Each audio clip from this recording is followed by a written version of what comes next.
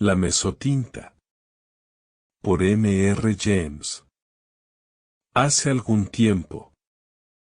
Creo que tuve el placer de contarles la historia de una aventura que le ocurrió a un amigo mío, llamado Dennis Stone, mientras buscaba objetos de arte para el Museo de Cambridge.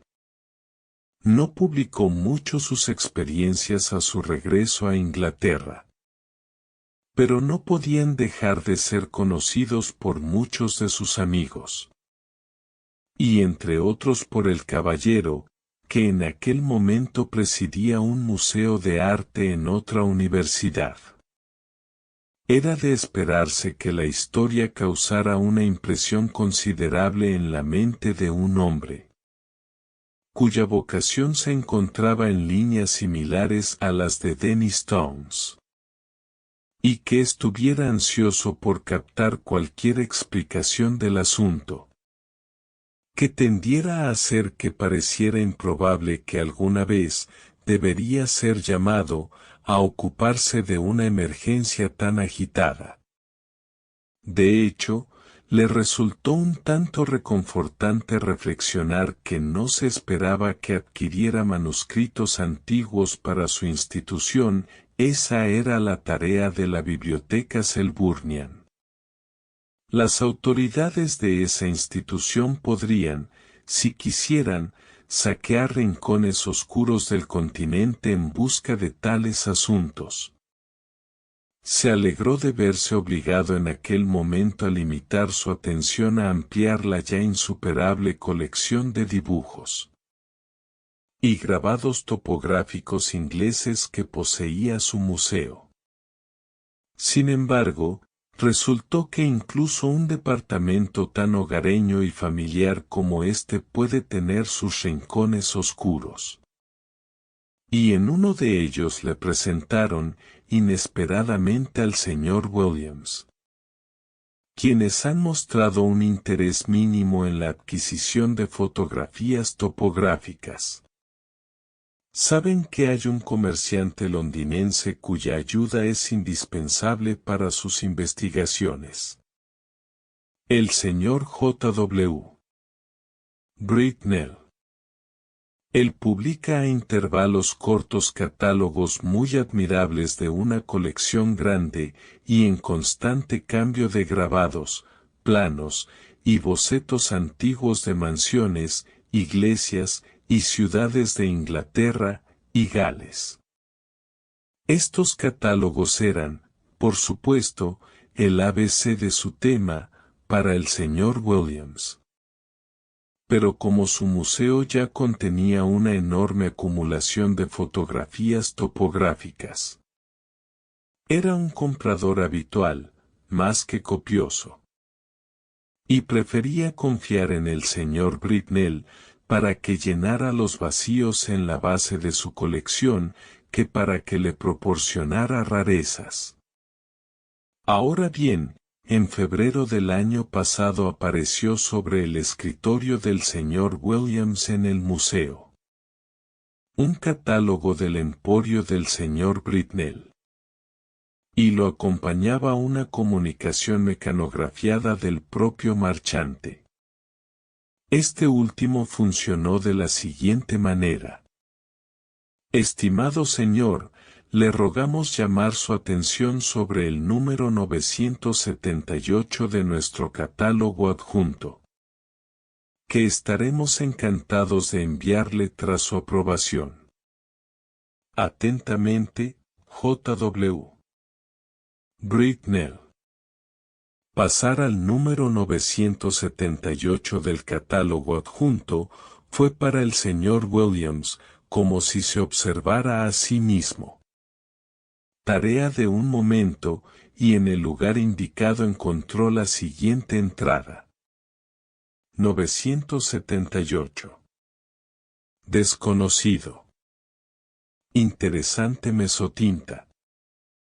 Vista de una casa señorial, de principios de siglo. 15 por 10 pulgadas. Marco negro. 22S. No fue especialmente emocionante, y el precio parecía alto. Sin embargo, como el señor Britnell, que conocía su negocio, y a su cliente, parecía darle importancia.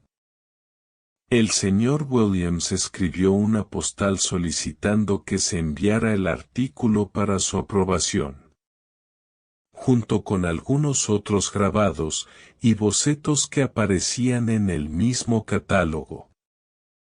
Y así pasó, sin mucha expectación, a las labores ordinarias del día. Un paquete de cualquier tipo siempre llega un día más tarde de lo esperado. Y el del señor Britnell no demostró, como creo que dice la frase correcta, una excepción a la regla. Fue entregado en el museo por el correo de la tarde del sábado, después de que el señor Williams había dejado su trabajo. Y en consecuencia fue llevado a su habitación en la universidad, por el encargado, para que no tuviera que esperar hasta el domingo antes de revisarlo. Y devolver el contenido que no se proponía conservar. Y aquí lo encontró cuando entró a tomar el té con un amigo. El único elemento que me interesa era el mesotint. Bastante grande, y con marco negro, del que ya he citado la breve descripción que figura en el catálogo del señor Britnell.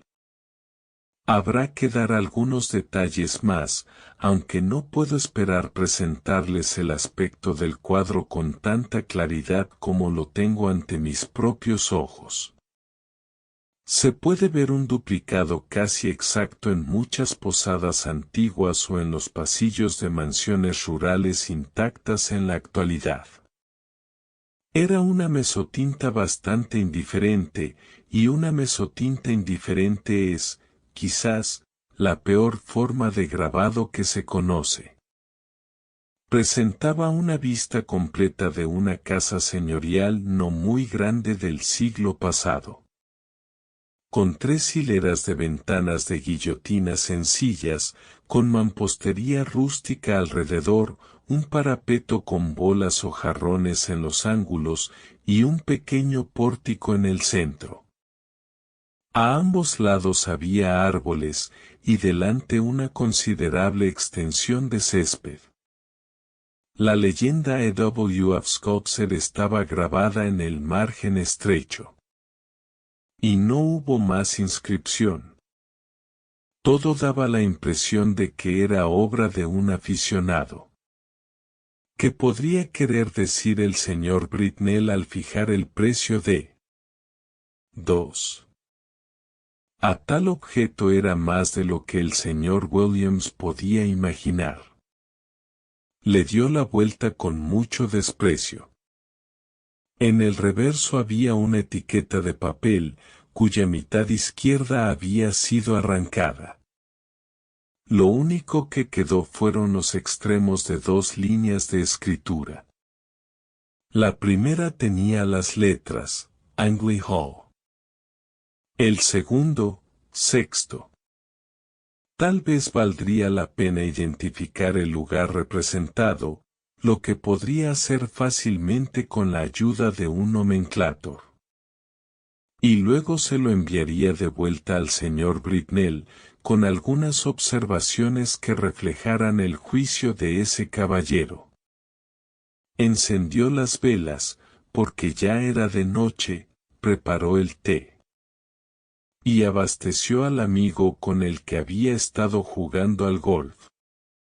Porque creo que las autoridades de la universidad de la que escribo se entregan a esa actividad a modo de relajación.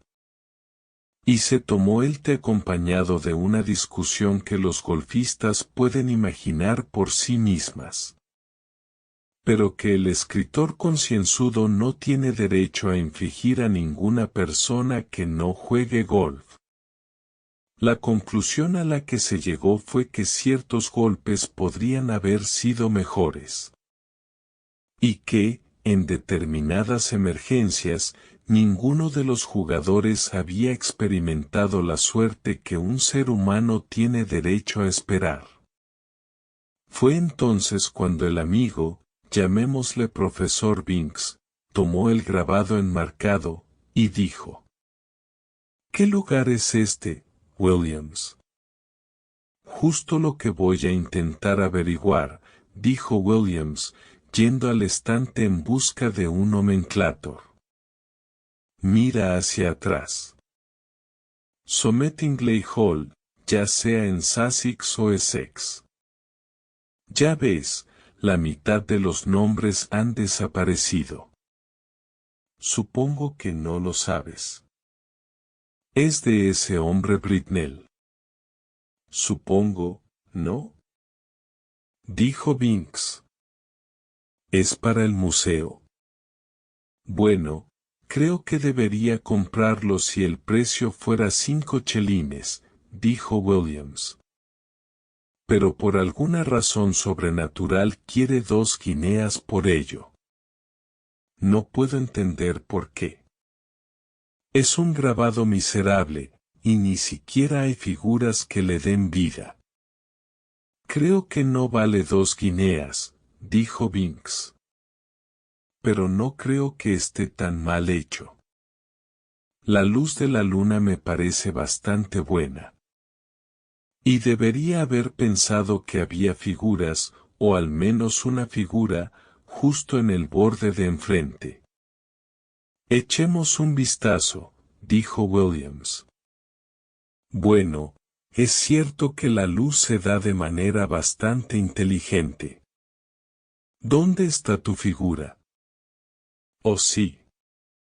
Solo la cabeza, en el frente de la imagen.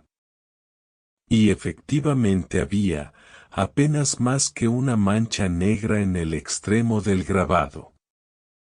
La cabeza de un hombre, o de una mujer, bastante embosada, de espaldas al espectador, y mirando hacia la casa. Williams no lo había notado antes. Aún así, dijo, aunque es algo más inteligente de lo que pensaba. No puedo gastar 2 guineas del dinero del museo en una fotografía de un lugar que no conozco. El profesor Binks tenía trabajo que hacer, y pronto se fue. Y casi hasta la hora de Hall, Williams se dedicó a un vano intento de identificar el tema de su cuadro. Si solo se hubiera dejado la vocal antes de la ng, habría sido bastante fácil, pensó. Pero tal como están las cosas, el nombre puede ser cualquier cosa, desde Gestingley hasta Langley. Y hay muchos más nombres que terminan así de los que pensaba. Y este libro podrido no tiene índice de terminaciones. Hall en la Universidad del Sr. Williams, era a las 7. No es necesario insistir en ello. Tanto menos cuanto que se encontró con colegas que habían estado jugando al golf durante la tarde. Y palabras que no nos conciernen se difundieron libremente sobre la mesa. Me apresuro a explicar simplemente palabras de golf. Supongo que pasamos 1 hora, o más en lo que se llama sala común después de cenar. Más tarde, algunos pocos se retiraron a la habitación de Williams. Y tengo pocas dudas de que se jugó al whist, y se fumó tabaco. Durante una pausa en estas operaciones, Williams tomó la mesotinta de la mesa sin mirarla. Y se la entregó a una persona levemente interesada en el arte, diciéndole de dónde había venido, y los demás detalles que ya conocemos. El caballero la tomó con despreocupación, la miró, y luego dijo con tono de cierto interés: Es realmente un muy buen trabajo, Williams. Tiene bastante sensación del periodo romántico. Me parece que la luz está admirablemente gestionada, y la figura, aunque demasiado grotesca, es en cierto modo muy impresionante. Sí, ¿no es así?, dijo Williams, que en ese momento estaba ocupado dando whisky y refrescos a otros miembros de la compañía. Y no pudo cruzar la habitación para volver a contemplarla y darle otra vista. Ya era bastante tarde, y los visitantes estaban en marcha.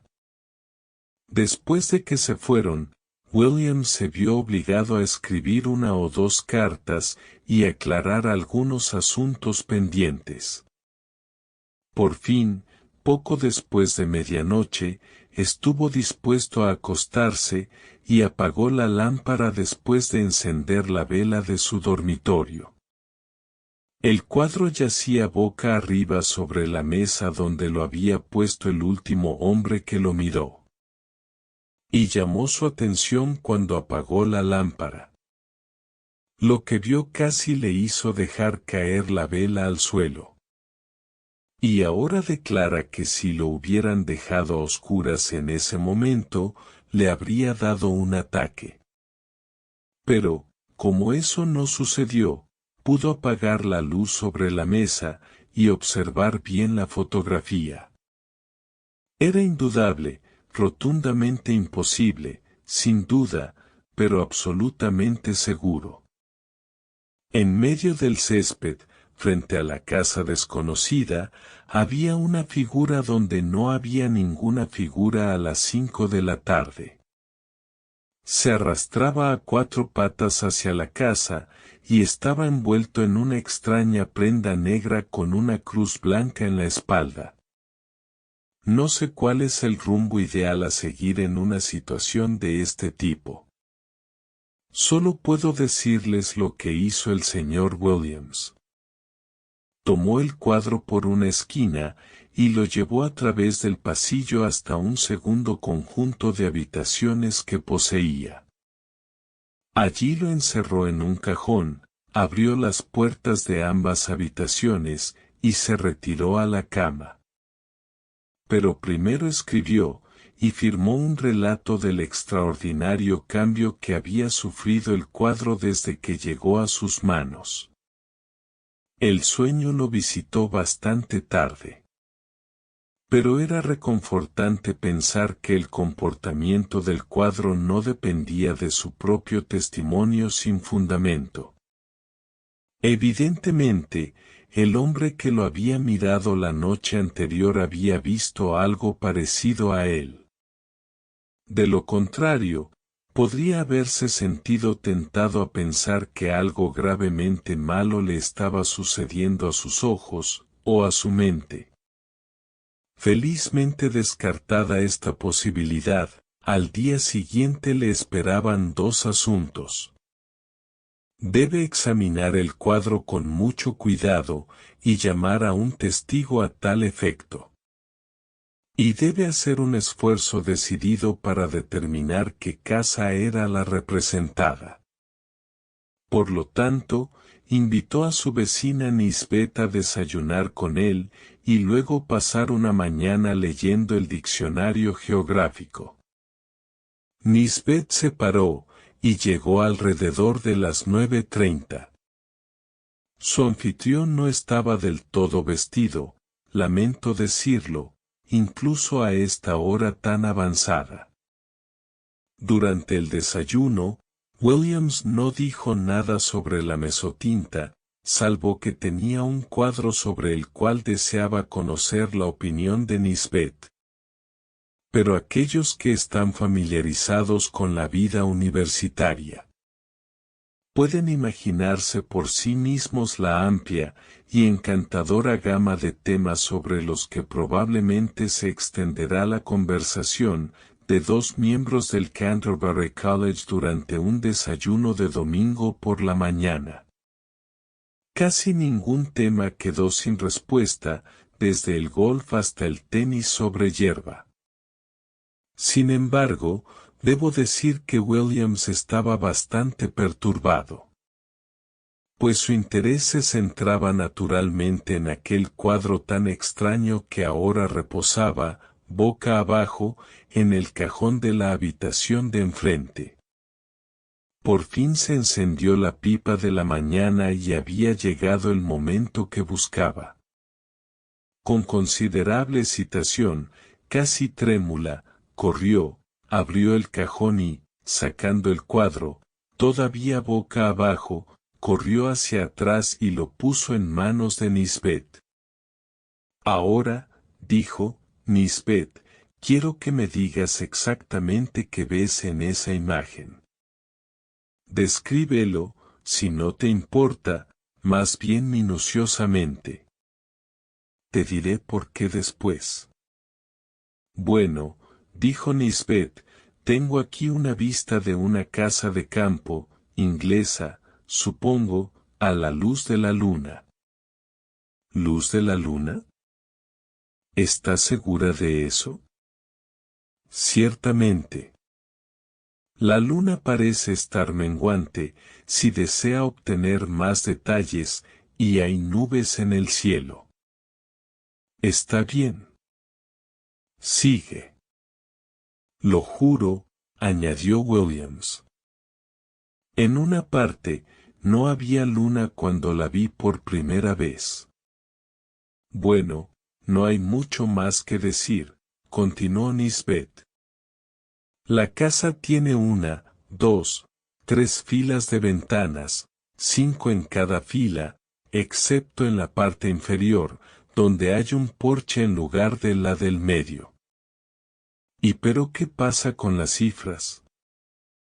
Dijo Williams, con marcado interés.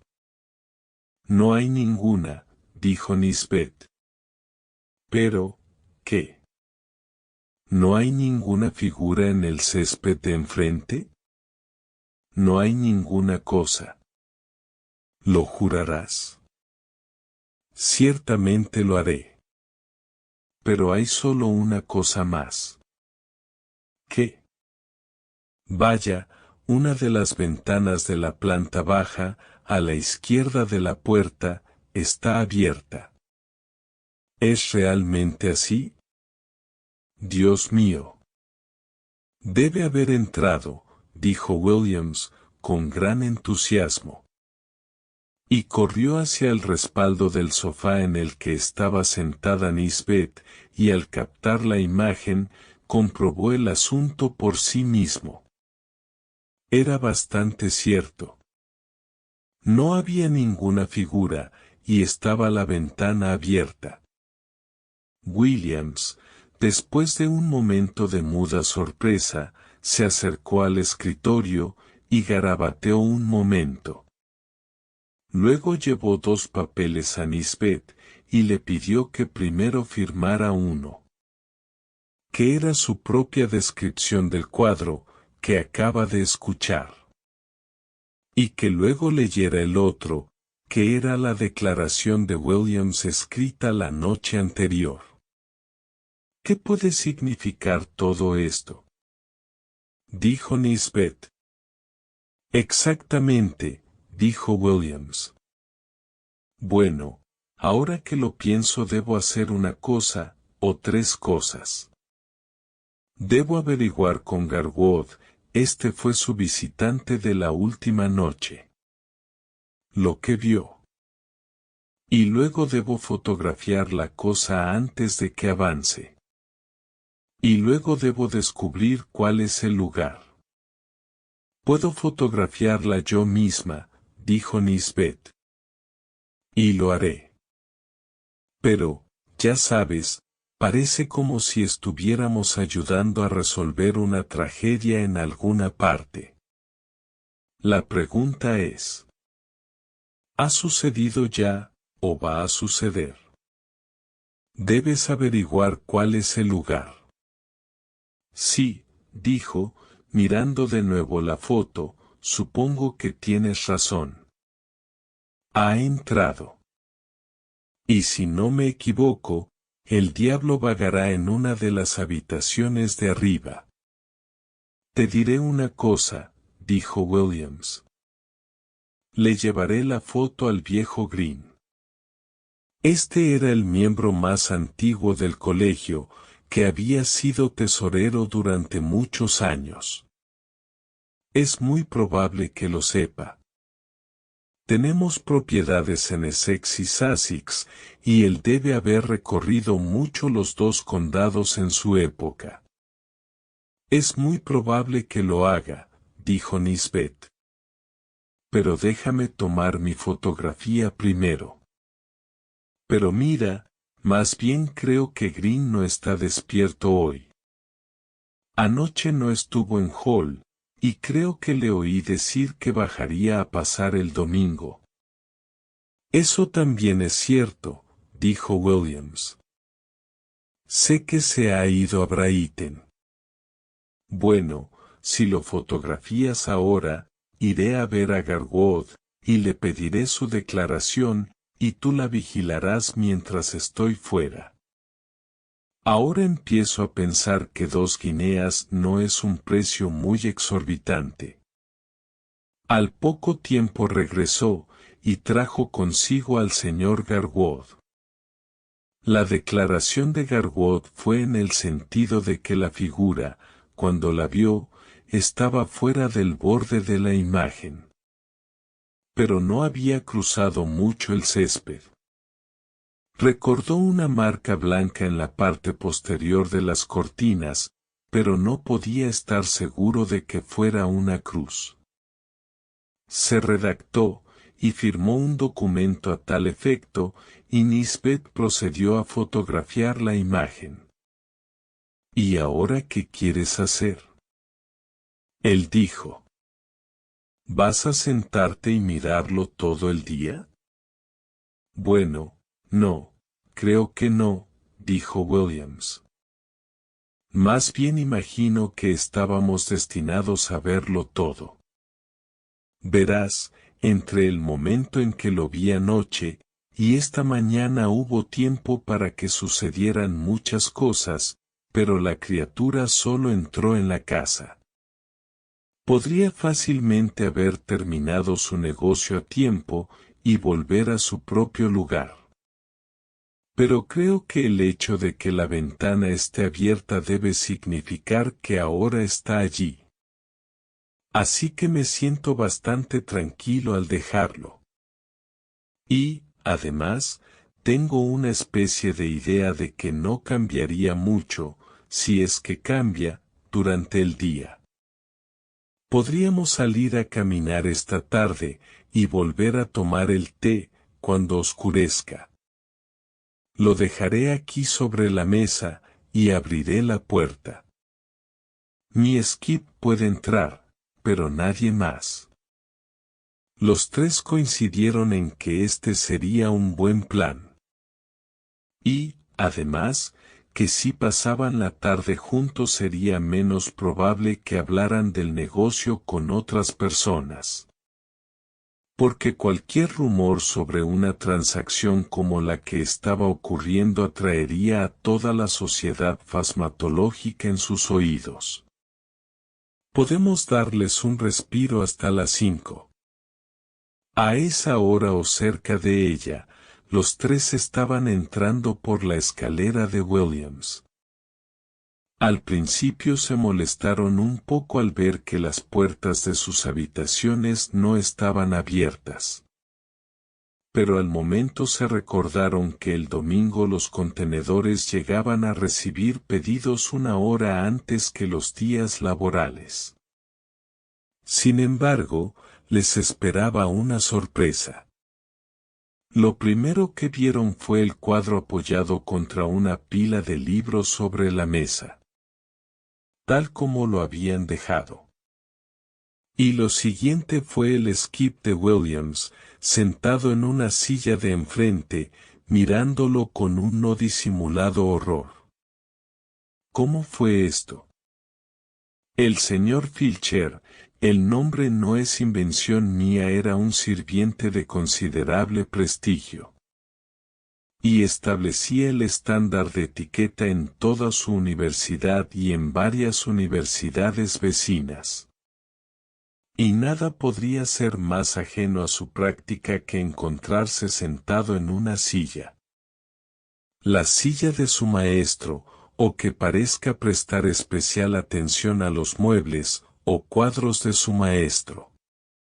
De hecho, él mismo parecía sentir esto. Se sobresaltó violentamente cuando los tres caballeros entraron en la habitación. Y se levantó con marcado esfuerzo. Entonces él dijo: «Le pido perdón, Señor, por tomarme la libertad de sentarme». En absoluto, Robert, intervino el señor Williams. Quería preguntarte en algún momento qué piensas de esa foto. Bueno, señor, por supuesto que no comparto mi opinión con la suya. Pero no es la imagen que debería colocar donde mi pequeña pueda verla, señor. ¿No es así, Robert? ¿Por qué no? No, señor. Vaya, la pequeña niña, recuerdo que una vez vio una Biblia en la puerta, con dibujos que no eran todo lo que era. Y decidimos quedarnos con ella 3 o 4 noches. Después, si me creen. Y si pudiera ver a este esqueleto aquí, o lo que sea, llevándose al bebé poro, se quedaría con una impresión que no podría soportar. Ya sabes cómo ocurre con los niños. Qué nerviosos se ponen con una cosita, y todo. Pero lo que debo decir es que no parece una imagen adecuada para dejarla ahí. Señor.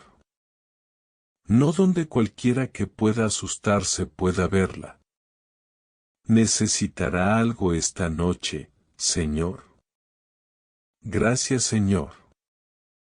Con estas palabras el excelente hombre se fue a continuar la ronda de sus amos. Y podéis estar seguros de que los caballeros que dejó no tardaron en reunirse alrededor del grabado. Allí estaba la casa, como antes, bajo la luna menguante, y las nubes a la deriva. La ventana que había estado abierta se cerró, y la figura apareció de nuevo sobre el césped, pero esta vez no arrastrándose cautelosamente sobre manos y rodillas. Ahora estaba erguida, y avanzando rápidamente, con largas zancadas, hacia el frente de la imagen. La luna estaba detrás de ella, y las cortinas negras colgaban sobre su rostro. De modo que sólo se podían ver indicios de eso. Y lo que era visible hizo que los espectadores estuvieran profundamente agradecidos de no poder ver más que una frente blanca en forma de cúpula, y unos cuantos pelos rezagados. La cabeza estaba inclinada, y los brazos fuertemente entrelazados sobre un objeto que podía verse vagamente e identificarse como un niño. Aunque no era posible decir si estaba vivo o muerto. Solo las piernas de la apariencia se podían discernir claramente, y eran horriblemente delgadas. De 5 a 7, los tres compañeros se sentaron, y miraron la película por turnos. Pero nunca cambió. Finalmente acordaron que sería seguro abandonarlo, y que regresarían después de Hall, y esperarían más acontecimientos. Cuando se reunieron de nuevo, lo antes posible, el grabado estaba allí, pero la figura había desaparecido, y la casa estaba en silencio bajo los rayos de la luna. No había más remedio que pasar la tarde leyendo diccionarios geográficos y guías turísticas. Williams fue por fin el afortunado, y quizás se lo merecía. A las 23:30 horas leyó de la guía de Murray para Essex las siguientes líneas. 16 millas, a Ningley. La iglesia ha sido un edificio interesante de época normanda, pero fue ampliamente clasicizada en el último siglo. Contiene la tumba de la familia de Francisco, cuya mansión, Anningley Hall, una sólida casa estilo Reina Ana, se encuentra inmediatamente más allá del cementerio en un parque de aproximadamente 80 acres. La familia ahora está extinta, el último heredero desapareció misteriosamente en la infancia en el año 1802. El padre, el señor Arthur Frances, era conocido localmente como un talentoso grabador aficionado en mesotinta. Después de la desaparición de su hijo, vivió completamente retirado en el hall. Y fue encontrado muerto en su estudio en el tercer aniversario del desastre. Después de haber terminado un grabado de la casa, cuyas impresiones son bastante raras. Esto parecía un negocio, y de hecho, el señor Green, a su regreso, identificó inmediatamente la casa como Anningley Hall. ¿Hay algún tipo de explicación de la cifra, Green? Fue la pregunta que Williams hizo naturalmente. No lo sé, estoy seguro, Williams. Lo que solían decir en ese lugar cuando lo supe por primera vez, es decir, antes de que yo viniera aquí, era simplemente esto. El viejo Frances siempre estaba muy despreciado por estos tipos cazadores furtivos. Y cada vez que tenía la oportunidad solía conseguir un hombre.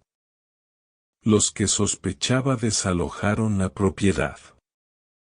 Y poco a poco se deshizo de todos menos uno. Los escuderos podían hacer muchas cosas en las que ahora no se atreven a pensar. Bueno, este hombre que quedó fue lo que se encuentra muy a menudo en ese país, los últimos restos de una familia muy antigua. Creo que alguna vez fueron señores de la mansión. Recuerdo exactamente lo mismo en mi propia parroquia. Como el hombre de Tess o los D'Urberville. Intervino Williams. Sí, me atrevo a decir. No es un libro que yo mismo pueda leer jamás. Pero este tipo pudo mostrar una hilera de tumbas en la iglesia que pertenecieron a sus antepasados, y todo eso lo amargó un poco. Pero Frances, dijeron, nunca pudo llegar a él. Siempre se mantuvo del lado correcto de la ley.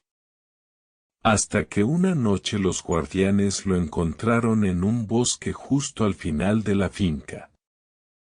Podría mostrarte el lugar ahora. Marca con unas tierras que eran de un tío mío. Y puedes imaginar que hubo una pelea. Y este hombre, Gaudí, ese era el nombre, sin duda, Gaudí. Pensé que lo conseguiría, Gaudí, tuvo bastante mala suerte, pobre hombre. Dispararle a un portero. Bueno, eso era lo que Frances quería. Y los grandes jurados, ya sabes lo que habrían sido entonces. Y el pobre Gaudí fue colgado en un tiempo doblemente rápido. Y me han mostrado el lugar donde fue enterrado, en el lado norte de la iglesia. Ya sabes cómo es en esa parte del mundo. Cualquiera que haya sido ahorcado, o se haya suicidado, lo entierran en ese lado. Y la idea era que algún amigo de Gaudís, no un pariente, porque no tenía ninguno, pobre diablo. Era el último de su linaje. Una tipo de especie, la última nación, debía haber planeado apoderarse del hijo de Frances y poner fin también a su linaje. No lo sé, es algo bastante apartado para un cazador furtivo de Essex. Pero, ya sabes, debo decir que ahora parece más como si el viejo Gaudí hubiera hecho el trabajo él mismo. Oh. Odio pensar en eso. Toma un poco de whisky, Williams. Los hechos fueron comunicados por Williams a Dennis Stone, y por él a una compañía mixta, de la que yo era uno, y el profesor saduceo de ofiología, otro. Lamento decir que este último, cuando se le preguntó qué pensaba al respecto, se limitó a comentar: «Oh, esa gente de Brieford dirá cualquier cosa», sentimiento que tuvo la acogida que merecía. Solo tengo que añadir que el cuadro se encuentra ahora en el Museo Asleyan, que ha sido tratado con miras a descubrir si en él se ha utilizado tinta simpática, pero sin efecto. Que el señor Britnell no sabía nada al respecto salvo que estaba seguro de que era poco común. Y que, aunque se ha observado cuidadosamente, nunca se ha sabido que vuelva a cambiar. Gracias por acompañarnos en la obra de la mesotinta. Por M.R. James. Esperamos que haya disfrutado esta historia y, si lo hizo, considere darle me gusta, comentar, compartir y suscribirse.